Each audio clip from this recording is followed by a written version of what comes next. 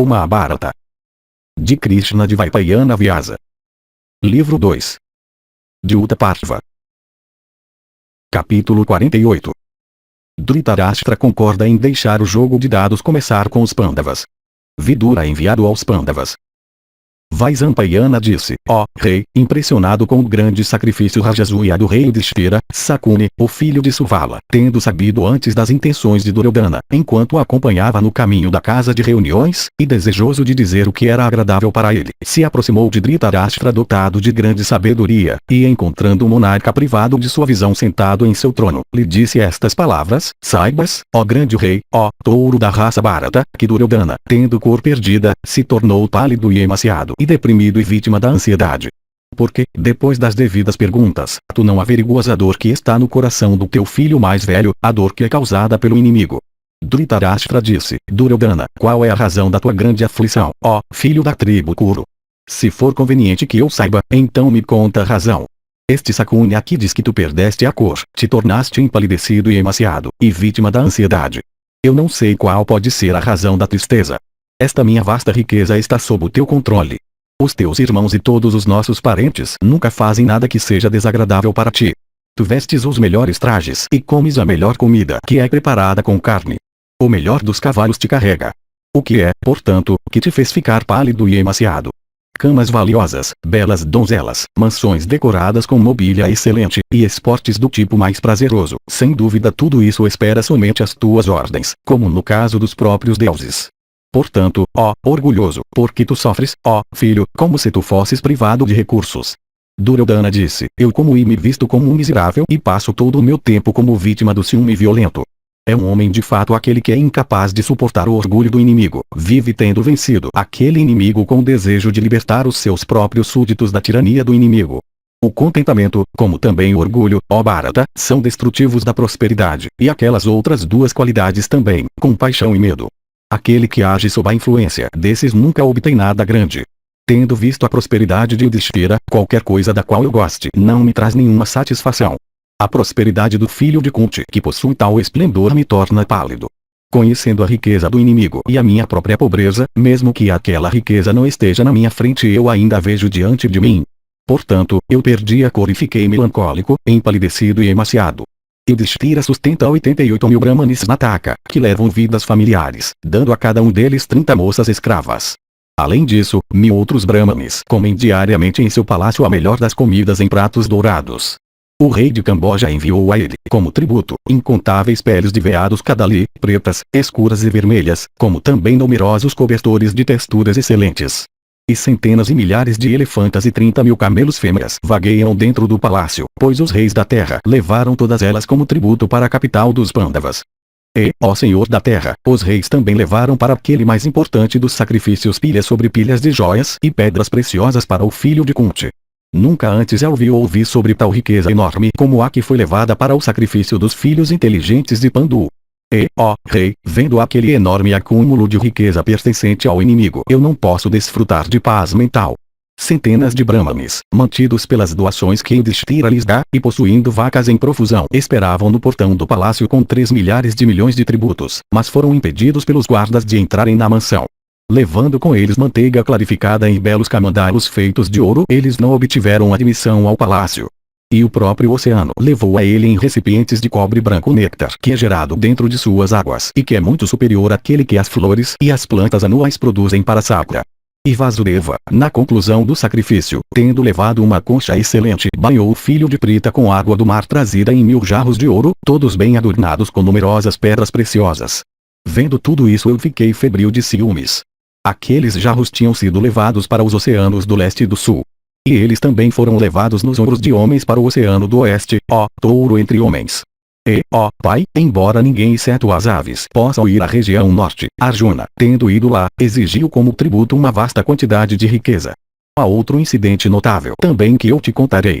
Ó, ouve-me. Quando 100.000 brahmanes estivessem alimentados, estava planejado que para comunicar essa ação todos os dias conchas seriam sopradas em um coro. Mas, ó Bharata, eu ouvi constantemente conchas serem sopradas lá quase repetidamente. E ouvindo aquelas notas o meu cabelo se arrepiou. E, ó grande rei, aquela área suntuosa, cheia de inúmeros monarcas que foram lá como espectadores, parecia extremamente bela como o firmamento sem nuvens e com estrelas. E, ó rei de homens, os monarcas que entravam naquele sacrifício do filho sábio de Pandu levavam com eles todas as espécies de riquezas. E os reis que foram lá se tornaram como vaizias, os distribuidores de alimento para os brahmanes que eram alimentados. E ó rei, a prosperidade de Yudhishthira que eu vi era tal que nem o próprio chefe dos celestiais, nem Yama ou Varuna, nem o senhor dos Guyakas possuíam a mesma. E vendo a grande prosperidade do filho de Pandu meu coração queima e eu não posso ter paz. Ouvindo essas palavras de Duryodhana, Sakuni replicou, ouve como tu podes obter essa prosperidade inigualável que tu viste com o filho de Pandu, ó, tu que tens a verdade como tua destreza. Ó, Bharata, eu sou um perito nos dados, superior a todos no mundo. Eu posso determinar o sucesso ou não de cada arremesso, e quando apostar e quando não. Eu tenho conhecimento especial do jogo. O filho de Kunti também gosta de jogar dados, embora ele possua pouca habilidade nisso. Convocado para jogar ou lutar, é certo que ele se apresentará, e eu o derrotarei repetidamente em todos os arremessos por praticar fraude. Eu prometo ganhar toda aquela riqueza dele, e tu, ó Duryodhana, então desfrutarás da mesma. Vaisampayana continuou, o rei Duryodhana, assim abordado por Sakuni, sem permitir nenhum lapso de tempo, disse a Dhritarashtra, este Sakuni, um perito nos dados, está pronto para ganhar nos dados, ó rei, a riqueza dos filhos de Pandu. Cabe a ti lhe conceder permissão para agir dessa maneira. Dhritarashtra respondeu, eu sempre sigo os conselhos de Kshata, meu ministro possuidor de grande sabedoria. Tendo conversado com ele, eu te informarei qual é a minha opinião a respeito desse caso. Dotado de grande presciência, ele, mantendo a moralidade perante seus olhos, nos dirá o que é bom e o que é apropriado para ambos os partidos, e o que deve ser feito nessa questão. Duryodhana disse, se tu consultares Kshata ele te fará desistir. E se tu desistires, ó rei, eu certamente me matarei. E quando eu estiver morto, ó rei, tu ficarás feliz com Vidura. Tu então desfrutarás de toda a terra, que necessidade tu tens de mim. Vaisampayana continuou, Dhritarashtra, ouvindo essas palavras de aflição proferidas por Duryodhana de sentimento promíscuo, ele mesmo disposto a fazer o que Duryodhana tinha imposto, ordenou seu empregado, dizendo, que artífices sejam empregados para construir sem demora um palácio encantador e belo e espaçoso com 100 portas e 1000 colunas. E tendo trazido os carpinteiros e marceneiros, fixem joias e pedras preciosas sobre todas as paredes. E construindo amplo e de fácil acesso, avisa-me quando estiver terminado. E, ó monarca, o rei Dhritarashtra, tendo tomado essa decisão para a pacificação de Duryodhana, enviou mensageiros a Vidura para convocá-lo. Pois sem se aconselhar com Vidura o monarca nunca tomava nenhuma decisão. Mas a respeito do caso em questão o rei, embora conhecesse os males do jogo, ainda assim estava atraído por isso. O inteligente Vidura, no entanto, logo que ouviu aquilo, soube que a chegada de Kali estava perto. E vendo que o caminho para a destruição estava quase aberto, ele foi rapidamente até Dhritarashtra. E Vidura se aproximou de seu ilustre irmão mais velho e reverenciou seus pés, e disse estas palavras. Ó nobre rei, eu não aprovo essa decisão que tomaste.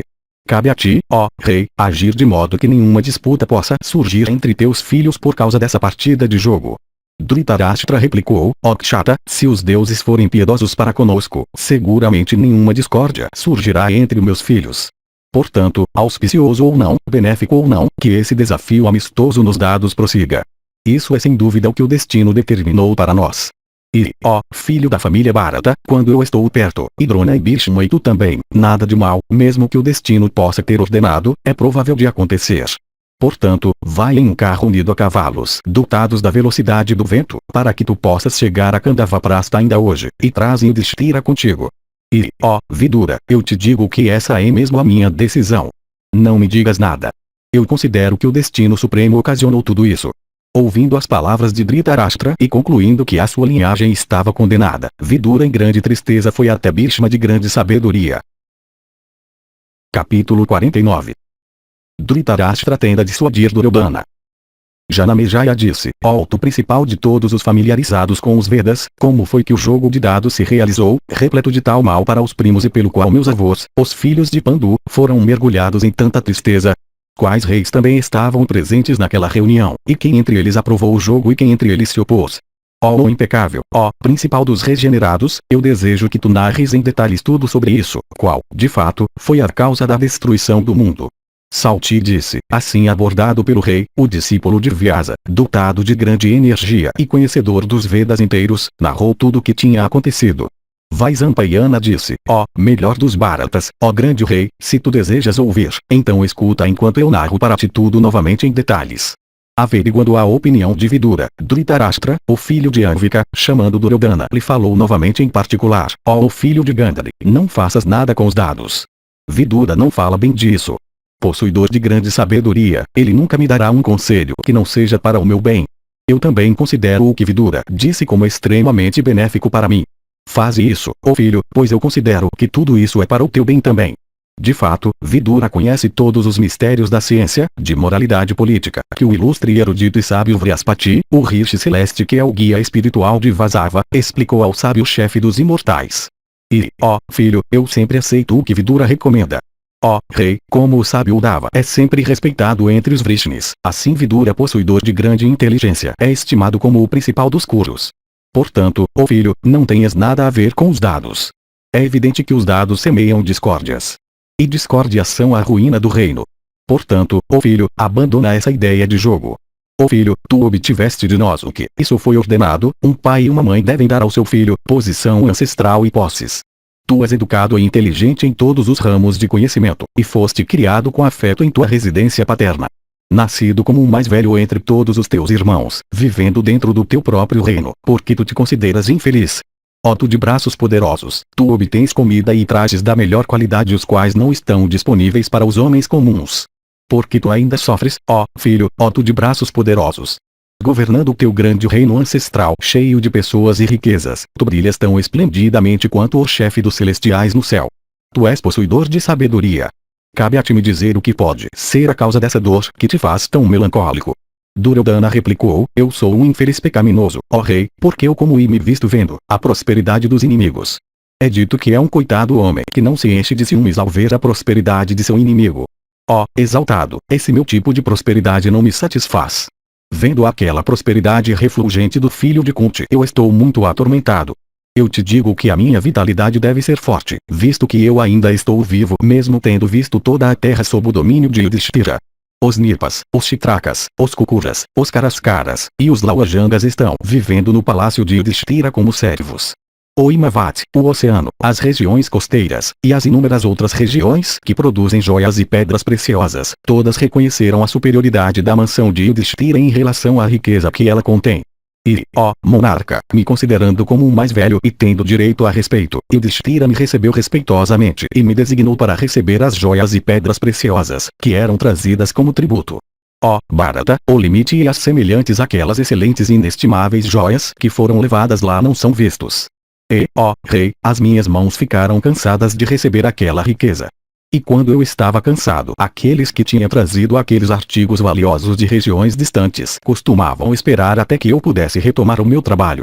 Trazendo joias do lago Vindu, o arquiteto Azura Maya construiu, para os Pandavas, uma superfície semelhante a um lago, feita de cristal. Vendo os lotos artificiais, com os quais ela estava cheia, eu a confundi, ó, rei, com a água. E vendo-me erguer minhas roupas, quando prestes a atravessá-la, Vrikudara, Bhima, riu de mim, me considerando como desprovido de joias e tendo perdido minha cabeça à visão da riqueza de meu inimigo. Se eu tivesse a habilidade eu teria, ó, rei, sem perder um instante, matado Vrikudara por isso. Mas, ó, monarca, se nós nos esforçarmos para matar Bhima agora, sem dúvida será nosso o destino de Shishupala. Ó Bharata, aquele insulto do inimigo me queima. Outra vez, ó rei, vendo um lago semelhante que estava realmente cheio de água, mas que eu confundi com uma superfície de cristal, eu caí dentro dele. Nisso, Bhima com Arjuna mais uma vez riram zombeteiramente, e Draupadi também acompanhada por outras mulheres se juntaram às risadas. Isso atormenta extremamente o meu coração. Como o meu vestuário havia sido molhado, os criados por ordem do rei me deram outras roupas. Isso também é minha grande tristeza. E, ó rei, ouve-me agora falar sobre outro equívoco. Ao tentar passar pelo que tinha exatamente a forma de uma porta, mas pela qual não tinha realmente nenhuma passagem, eu bati a testa contra a pedra e me feri. Os gêmeos Nakula e Sahadeva, vendo de longe que eu tinha assim batido a cabeça, vieram e me sustentaram em seus braços, expressando grande preocupação comigo.